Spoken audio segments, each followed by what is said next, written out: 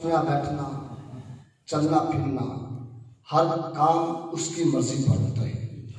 رب نے اعلان اولاد آدم سے بھی کیا یا ایھا الناس نے ارشاد فرمایا کہ پوری اولاد آدم بلکہ اولاد آدم میں سے جو مجھے مانتا ہے، جو میرے مصطفیٰ جان رحمت علیہ السلام کی غلامی کا دعوے دار ہے، اس سے خطاب کیا کہ یا ایھا الذین آمنوا، اے وہ لوگوں جو ایمان لے آئے، اے ایمان کا دعویٰ کرنے والوں، اذکروا اللہ، اللہ کو یاد کرو۔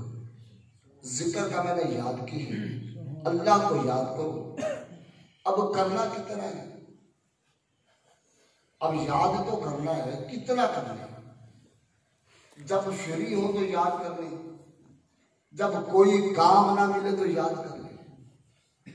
کتنا کرنا ہے؟ رب نے اس کا طریقہ بتایا، کرنا کتنا ہے؟ ذکرن کثیرا، تھوڑا یاد نہیں کرنا، کسی لمحے یاد نہیں کرنا، جب کچھ نہ ملے تب یاد نہیں کرنا۔ ذکرن کثیرا، ہر لمحے ہر سانس کے ساتھ کثرت کے ساتھ تم نے مجھے ہی یاد کرنا ہے۔ اللہ کہتا ہے ہر لمحے میرا نام جپنا ہے، ہر لمحے مجھے یاد کرنا ہے۔ اور اگر نہ کرے تو کیا ہے؟ وَاذْكُرْ رَبَّكَ إِذَا نَسِيتَ۔ مفسرین نے اس کا معنی یہ کیا کہ جو اللہ کے ذکر کو بھول گیا، لیکن عشاق نے کیونکہ ذکر کی محفل سجانا شروع کی، ذکر کی محفل اہل کتاب سے نہیں ملتی، ہمیں اہل محبت سے ملتی ہے۔ تو محبین نے اذا نسیت کا معنی کیا کہ اذا نسیت کس کو کہتے ہیں؟ کہتے جو رب کے ذکر کو بھولا وہ اپنے آپ کو بھول گیا، پھر اس کی ذات نہیں رہتی، وہ اپنی ذات کو بھول چکا ہوتا ہے، پھر اس کو یہ نہیں پتا حلال کیا ہے، حرام کیا ہے، اصل کیا ہے، نقل کیا ہے۔ اس کی پہچان ذاتی شناخت ہوتی اس شخص کو ہے جو رب کے ذکر میں سرے، جو غافل ہے، ذاکر نہ ہو۔ ذاکر نہیں ہے، غافل ہو گیا، پھر اس کو پتہ بھی نہیں کیا۔ اب یہ کہ ہر شخص دعوے دار ہے۔ آپ سے میں سوال کروں گی، آپ مومن ہیں کہ منافق ہیں؟ آپ کو غصہ آ جائے گا، مولوی صاحب کیا کہہ رہے ہیں؟ ہم منافق نظر آتے ہیں ہم کو؟ میں تو 5 ٹائم نماز بھی پڑھتا ہوں مولوی صاحب، میں تو صبح شام تلاوت قرآن بھی کرتا ہوں، میں تو تہجد بھی پڑھتا ہوں، ماہ سیام کے روزے بھی رکھتا ہوں، سارے کام تو کرتا ہوں، پھر آپ کو منافق نظر آیا؟ لیکن رب تعالیٰ نے منافق کی علامت اور بھی بیان کی، اور میں نے اور آپ نے تلاش کری کہ میرے اور آپ کے اندر ہے تو نہیں۔ اگر ہے تو پھر ہم نماز پڑھ کے بھی منافق ہیں، پھر ہم صبح شام قرآن کی تلاوت کر کے بھی منافق ہیں، پھر ہم رزق حلال کما کے بھی منافق ہیں، پھر والدین کی خدمت کر کے بھی منافق ہیں، ماہ سیام کے روزے رکھ کے بھی منافق ہیں، ہر مال خیرات کر کے بھی منافق ہیں۔ رب نے اعلان کیا کیا؟ رب لا یذکرون اللہ الا قلیلا، جو اللہ کے ذکر کو قلیل کرے، تھوڑا کرے۔ اللہ ذکر تو کرے لیکن کرے تھوڑا، کم کم کرے، کبھی کبھی کرے، کسی لمحے کرے، جب کچھ نہ ملے تب کرے۔ تو مفسرین کہتے ہیں الا قلیلا، تھوڑا کرنے والا منافق ہوتا ہے۔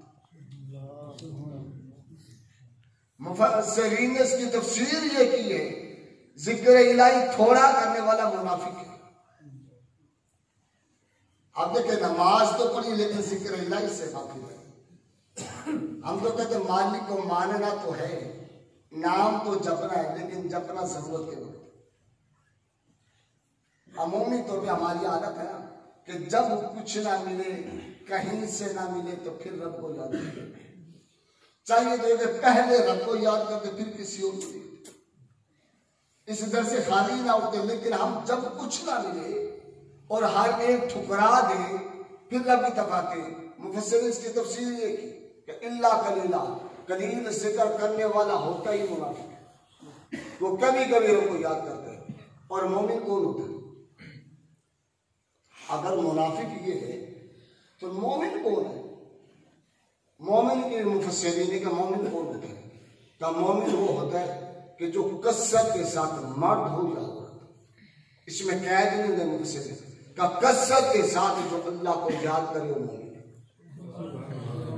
اب کرے کس ساتھ میں کیسے کرے؟ اب میں اور آپ زبان سے کریں اللہ اللہ اللہ اللہ یہی، بلکہ نہیں کس حال میں کرے، کیسا کرے؟ میرے مصطفیٰ جان رحمت علیہ السلام نے ارشاد فرمایا، فرمایا تم اللہ کا ذکر ایسا کرو کہ لوگ تمہیں دیوانہ کہیں، یعنی تم اپنے آپ کو بھول کر اپنی ذات کو مٹا کر رکھو یاد، پھر تمہیں اپنا ہوش نہ رہے، پھر تمہیں کھانے پینے کی فکر نہ رہے، پھر تمہیں کمانے کی فکر نہ ہو، گھر بار محل بنانے کی فکر نہ ہو، اس طرح اللہ کے ذکر میں مگن ہو جاؤ، اس طرح سے لگ جاؤ کہ دیکھنے والا تمہیں مجنون کہے، دیکھنے والا تمہیں دیوانہ کہے، دیکھنے والا تمہیں پاگل کہے، اتنا پاگل ہو گیا، لیکن کوئی شاید یاد ہی کو نہیں آئے گا، ہر میں جب وہ یاد کرتے رہتے ہیں، ہر میں اللہ اللہ کرتے رہتے ہیں، اتنے رب سے محبت ہو گئی اللہ کے طرف۔ اور اگر ہم ایسا کریں پھر ہوگا کیا؟ انسان بشری طور پہ تقاضا یہ بشری کو لالچی بھی ہوتے ہیں، اب ہم لالچی نہیں ہیں، مالک میں تو تجھے یاد کروں، مجھے کچھ ملے بھی گا، کوئی فائدہ بھی ہوگا کیا؟ خالی وقت ضائع ہو جائے گا میرا بھی، ملے گا کیا؟ حدیث قدسی سے امام بخاری علیہ الرحمہ نے اس کو نقل کیا، امام بخاری لکھتے ہیں جو بندہ اللہ کا ذکر کرتا ہے حال کیا ہو گیا؟ اجلس ذکر اللہ، اللہ اس کی مجلس کو اختیار کر دیتے ہیں، ذاکر جہاں بیٹھ کے ذکر کرتا ہے اللہ اس کے ساتھ بیٹھ جاتا ہے، جیسے اس کی شان کے لئے اپنی شان کے مطابق اس مجلس کو اختیار کر لیتے ہیں۔ اور پھر محدثین نے اس کی شرح، محدثین نے شرح کرتے ہوئے لکھا کہ اگر بندہ تنہائی میں ذکر کرے اللہ بھی تنہائی میں یاد کرتا ہے۔ بلکہ امام ترمذی علیہ الرحمہ نے حضرت انس بن مالک رضی اللہ عنہ سے روایت کی، سند حدیث ضعیف ہے، حضرت انس بن مالک رضی اللہ عنہ روایت کرتے ہیں مصطفیٰ جان رحمت علیہ السلام نے ارشاد فرمایا، خلاصہ یہ حضور نے فرمایا کہ بندہ مجھے ایک بار پکارے میں 70 بار یاد کرتا ہوں۔ بندہ ایک بار، بندہ نے ایک بار کہا اللہ، وہ 70 ہو گیا۔ آج ویسے تو فرید نہیں ہوئی نا، آج ویسے تو داتا نہیں ہوئی نا، فرید ایک بار جب کہتا ہوگا اللہ، اور اگر یوں کہیں اس انداز میں یوں کہیں یا اللہ، میرا مالک نے کہا تو یا فرید، اے میرے فرید، بتا کس لیے جاتے ہیں اے میرے فرید، یعنی اب جس حال امام ترمذی نے نقل کی ہے کہ تم اللہ کو ایک بار یاد کرو وہ 70 بار یاد کرتا ہے۔ اب یہ دیکھیں اگر تم تنہائی میں یاد کرو تنہائی میں کرے گا، مجلس میں یاد کرو مجلس میں کرے گا، لیکن تنہائی میں یاد کرنے کا فائدہ کیا؟ تنہائی میں یاد جب کیا جائے تو وہ کسی کے لیے نہیں ہوتا، وہ مالک کے لیے۔ مجلس میں تو ہم خطا کار ہیں، یہ نہیں ہوگا جناب فلاں بندہ کا دیکھو کتنا گم ہو گئے ذکر کرے، ریا کا خدشہ تو ہے، لیکن تنہائی میں پتا وہ کوئی نہیں دیکھ رہا، اور تیسرا بھی کوئی نہیں، ایک میں ہوں ایک میرا۔ اب مالک کو اس لیے یاد کرتا ہے مالک تو میرا مالک ہے۔ اور مفسرین نے بڑی پیاری بات لکھی، امام راضی لکھتے ہیں کہ اللہ کا جب ذکر کرو نا تو اس لیے نہ کرو کہ مجھے جنت ہے۔ امام راضی نے یہ قول لکھا ضرور ہے، لیکن اس کی شرح کرتے ہوئے مجدد الفسانی رحمۃ اللہ تعالی نے اس کو ذکر کیا۔ مجدد بات فرماتے ہیں اللہ کا ذکر وہ ہوتا ہے کہ اس کو کہتے ہیں یہ غافل نہیں ہے جو ذکر کرے لیکن جنت کے لالچ میں نہ کرے، ذکر کرے جہنم کے خوف سے نہ کرے، بلکہ ذکر بھی کس لیے کرے؟ ایک جنت کے لیے بھی نہیں کر رہا، جہنم سے ڈر کے بھی نہیں کر کس لیے گیا؟ اس لیے کہ وصف نفس المعلّہ یدعون ربهم بالغداۃ والعشی یریدون وجهه ولا تعظم۔ امام راضی اس آیت کی تفسیر میں لکھا اس کو کہ بندے سوال کرتے ہیں نا، ہم مالک کو پانا چاہتے ہیں، رب کو پانا چاہتے ہیں، کہاں ملے گا؟ رب نے کہا وَلَا تَعْضَلُوا، تم اس در پہ چلے جاؤ جس میں ذکر اس لیے کیا کہ میں جب تلاش رب کی ہے ہونا تو یہ چیزا کہتا میرے گھر میں آج مسجد میرا گھر ہے، بیت اللہ میں آج میں مل جاؤں گا، کہا نہیں بیت اللہ میں جانے کی ضرورت نہیں، اس کے لیے مجھے پانا چاہتی ہو پھر اس دروازے پر جاؤ، اس آستانے پر جاؤ جس نے مجھے یاد جنت کے لیے نہیں کیا، جس سے مجھے یاد جہنم کے خوف سے نہیں کیا، بلکہ میری محبت میں گم ہوا اور میرے دیدار کے لیے یاد کیا۔ اس نے کوئی کمال نہیں تھی، دنیا کی غرض کوئی نہیں تھی۔ آپ نماز پڑھتے یہ لالچ ہوتی ہے کہ نماز پڑھوں گا تو کیا ملے گا؟ جنت ملے گا، اور روزہ رکھوں گا جنت ملے گا، فلاں عمل کروں گا رزق ملے گا، فلاں عمل کروں گا گھر میں برکت ہو جائے گی، فلاں عمل کروں گا یہ جو ہر عمل کے لیے احادیث میں اس کا فضیلت ملتی ہے، اس کا اجر بتایا گیا کہ یہ ملے گا، لیکن ذکر کریں گے تو کیا ملے گا؟ ذکر سے جنت مل جائے گی۔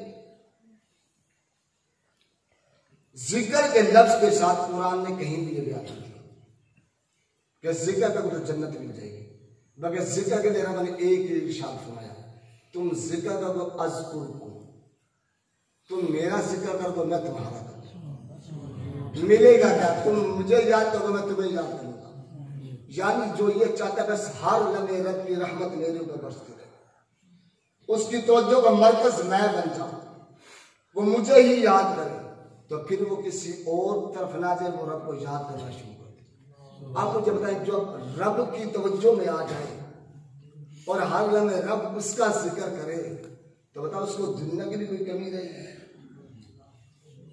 پھر اس کو قبر کا خوف بھی رہے گا کہ جہنم کا عذاب کی فکر نہیں ہوگی، جب پتہ مالک ہی مجھے یاد کرتا ہے، مالک ہی مجھے پکار رہے، تو اس کا فائدہ بتایا مفسرین نے ہمیں، مفسرین فرماتے ہیں کہ عقل مند وہ ہے کہ جو ہر لمحے رب کو یاد کرتا ہے۔ امام راضی کی بات ہے، یاد اس لیے نہ کر کے جنت ملے، بلکہ یاد اس لیے کرے مالک مل جائے، مالک مجھے مل جائے، ہر شے میری ہو جائے، مالک ملے ہر شے میری ہے۔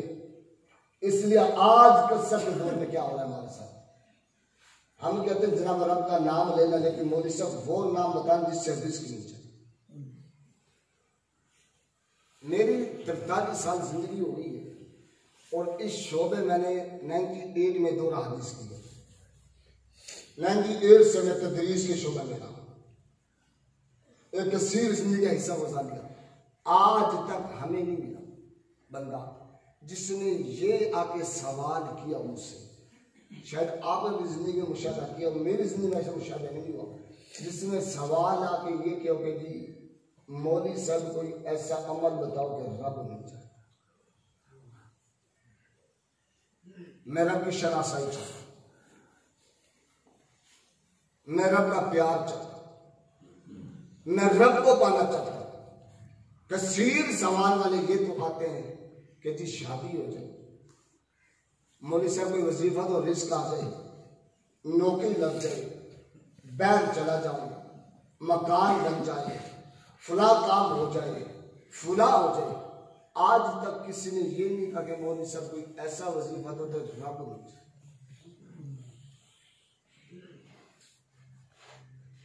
آپ نے شاید زندگی میں کسی کو ایسا شخص ملا ہو جو اس چیز کا متلاشی ہو رہا ہو، وجہ بتاؤ کوئی ایسا دروازہ بھی جہاں سے رب مل جائے،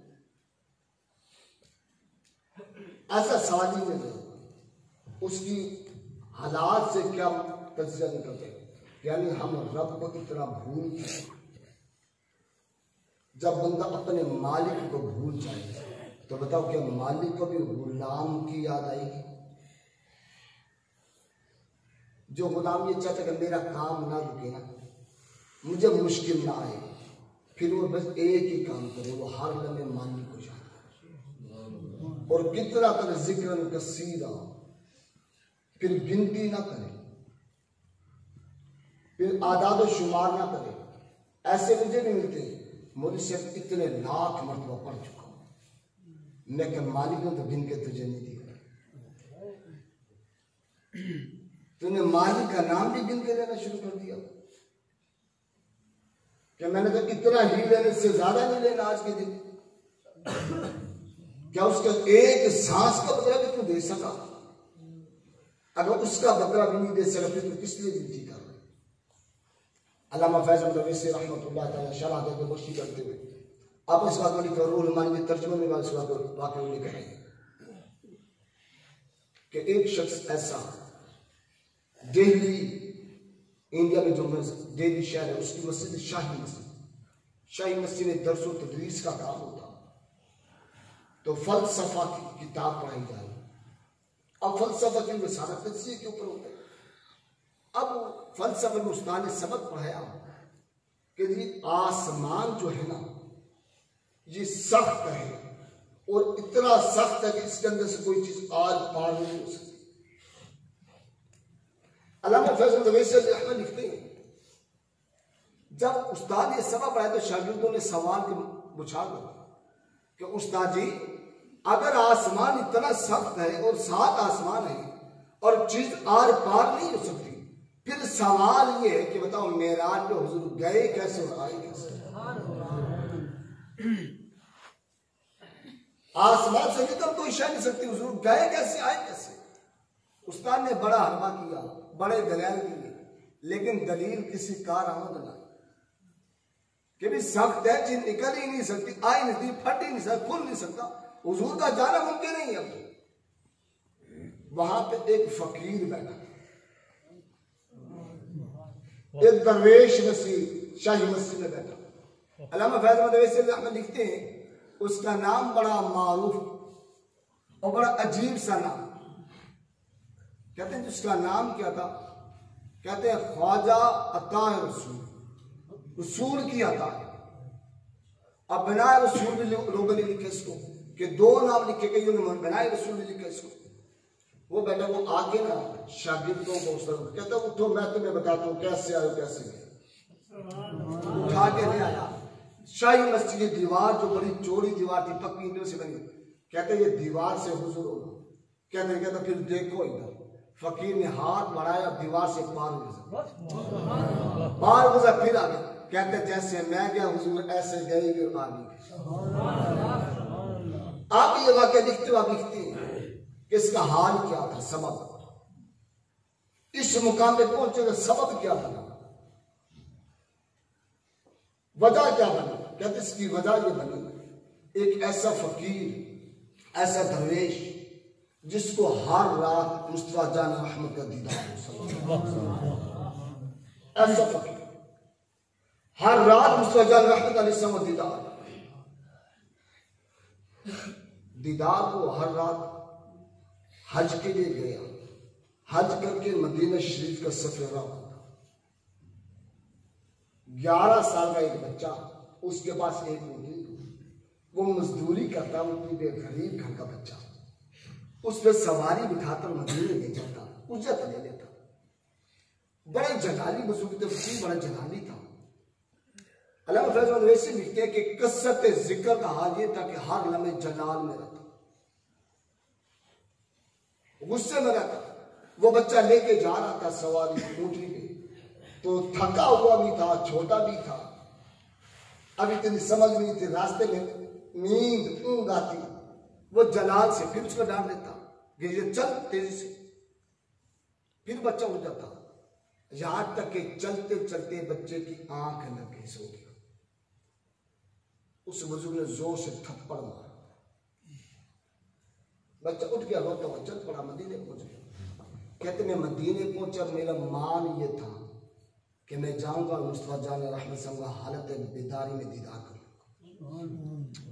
لیکن وہاں پہنچا، کئی رات بیت گئی. پہلے ہر رات حضور کا دیدار ہوتا تھا، وہ کئی رات بھی تھی حضور کا دیدار نہ. حضور خان میں تشریف نہ گئے، گڑ گڑاتا، روتا، معافیا مانگتا. ایک ایک دروازے پہ جانا شروع کیا. جس کسی سے بتایا فلاں کے پاس چلا جاتا، فلاں کے پاس چلا جاتا. ہر ایک فقیر کے دروازے پر گیا، لیکن حضور کا دیدار شروع ہوا. کہتے کسی وقت فلاں مائی صاحب مجذوب ہے، اللہ کا ذکر کی جلالت ایسے جذبے میں چلی اپنا ہوش کھو بیٹھی ہے. اب اپنے ہوش میں نہیں ہے مائی.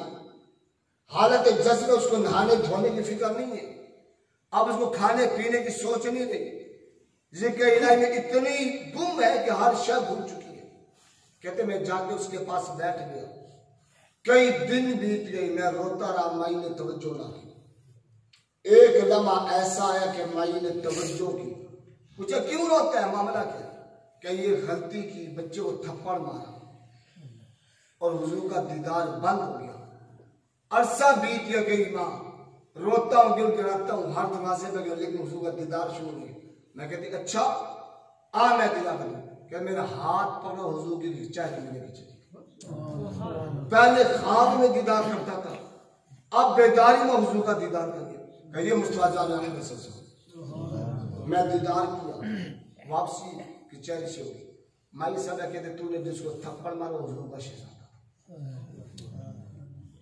وہ سید تھا, غریب الحال ضرور تھا. اس کا تھپڑ مارا حضور ناراض ہو گیا. وہ مائی کہتے کہ میں اس مقام پہ پہنچے گا سبب کیا ہے, کہ مجھے خدا بنائے رسول جہاں پر دیکھا. وہ اللہ کا فقیر جو شاہی مسجد دہلی میں بیٹھا, کہتے ہیں وہ ذاکر اتنا بڑا تھا, اللہ کے ذکر میں اتنا گم رہتا تھا کہ جب چاہتا جس لمحے چاہتا اس کے لیے قید نہ ہوتی کہ حضور کی کچہری میں اس لمحے جانا اور اس لمحے نہیں جانا. ہر لمحے حضور کی کچہری مل جاتی. ہر شخص جو متلاشی ضرور ہے, مجھ سے وظیفہ تو حضور کا دیدار تو ہو ہی جائے گا. میں کہا تھا اگر چلوں سے حضور کا دیدار ہو تو کوئی معلوم نہ ہوتا. چلوں سے حضور کا دیدار نہیں ہوتا. تمہاری تسبیح گھوٹنے سے حضور تشریف نہیں لاتے. حضور خود کرم نوازی فرما دے تو ایک الگ بات ہے. یا پھر تم ظاہر ایسے ہو پھر تم اپنے آپ کو بھول جاؤ. ظاہر اس حال میں ہو کہ تمہیں اپنی خبر نہ ہو, اپنے آپ کو بھول جاؤ, ختم ہو جاؤ, اپنے افسان کو ختم کر دو. اس حال کے ذاکر ہو تو پھر حضور ذاکر کو پسند کرواتے, پھر حضور تشریف لاتے ہیں. تو بزرگوں نے جو سلسلہ جو طریقے کار ہے نا, ہم انتظار میں رہتے ہیں جناب مہینے بعد محفل ہوگی, چلو میں بھی نام لے لوں. ہفتے بعد محفل ہوگی, چلو میں بھی چلے جاؤں, سچ کو نام لے لوں گا. میرے بھائی اللہ کا نام لے لو, انتظار ہفتے کا کرو, پھر دیکھ تیری روح مردہ ہے. اب تیری روح زندہ نہیں ہے. تیری روح کو چین ملا کیسے؟ تم مالک کو بھولو اور پھر بھی زندہ. سبب کیا ہے؟ دل کا زنگ اتارنے کا ذریعہ تو اللہ کا نام تھا, اللہ کا ذکر تھا. ہم نے اس کا اندر دل کا زنگ نہیں اتارا. ہم تو جب ذکر کی محفل میں بھی جاتے ہیں نا, کوشش پتہ کیا کرتے ہیں؟ ہماری کوشش یہ ہوتی ہے کہ جناب میں جاؤں اور میری پیر صاحب کے پاس حاضری لگ جائے, ان کو پتہ لگے وہ آیا تھا. ہم اس لیے نہیں جاتے کہ مالک راضی ہو جائے. ایک بات کر کے بات کو کلوز کر لیتا ہوں. بارہا اپنے یہ حدیث سنیے کہ اللہ کے نوری مخلوق ملائکہ زمین پہ آتے ہیں. زمین پہ آنے کے بعد میں نے کسی جگہ نہیں پڑھا, وہ یہ دیکھتے ہیں کہ اس کو تلاش کرو کہ جس کا مال بڑھا. میں نے یہ حدیث کہیں پڑھی کہ ایسا شخص تلاش کرو جس کا مال بہت بڑا ہو, جس کے پاس گاڑیاں زیادہ ہو, جس کے بچے زیادہ ہوں, جس کا بینک بیلنس زیادہ ہو, جس کے دسترخوان بہت وسیع ہو, جس کے جاؤ دروازے پر سائر ختم نہ ہوتے اور آدم دیتا رہتا ہو, صحیح بہت بڑا ہو. ایسا کوئی نہیں پڑا. ایک یہ ایسی مجلس تلاش کرو جس میں اللہ کا ذکر ہوتا, جہاں اللہ کو یاد کیا جاتا, اللہ کے نام کی مالا جپی جاتی ہے, اس کو یاد مجلس کو تلاش کرو. وہ ملائکہ زمین پہ گھومتے ہیں, پھر آواز دیتے ہیں فرشتے آ جاؤ, ادھر آ جاؤ, جس کی تلاش تھی وہ ادھر ہے.